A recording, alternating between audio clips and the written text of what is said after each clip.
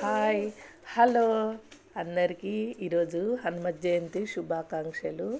ఈరోజు హనుమత్ జయంతి సందర్భంగా నేనైతే రవ్వ కేసరి 1.5 కేజీన్నర ఇంట్లోనే స్టవ్ దగ్గర చేసుకుంటున్నాను. ముందుగా ప్రసాదానికి ఇక కేసరిలో డైరెక్ట్ నెయ్యి, ఎండు ద్రాక్ష వేసి అందులోనే రవ్వ వేయించి ఇంకా పక్కకు తీసే పెట్టకుండా ఇంకా ఆ రవ్వలోనే మళ్ళీ చక్కెర కూడా వేసేసి కేజీన్నర రవ్వకు 2 కేజీల చక్కెర పడుతుంది.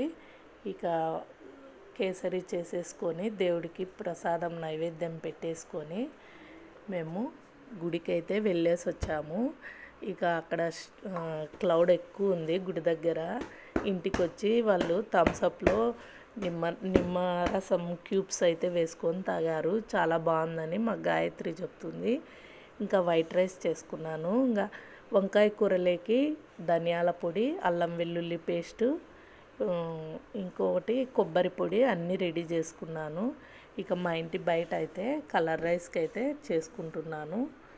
ఈ పెరుగన్నము కలిపేసుకొని కలర్ రైస్ చేసేసుకున్నాను. ఇంక వంకాయ కూర చేసుకున్నాను. ఈ కలర్ రైస్లోకి నేను ఏం మసాలాలు ఎక్కువ వేయలేదు. చెక్క లవంగాలు అలాంటివి, అల్లం వెల్లుల్లి పేస్టు ప్లెయిన్ మసాలాతో చేశాను. అయితే అన్నీ వీడియో నచ్చితే లైక్ చేయండి, షేర్ చేయండి, సబ్స్క్రైబ్ చేసుకోండి.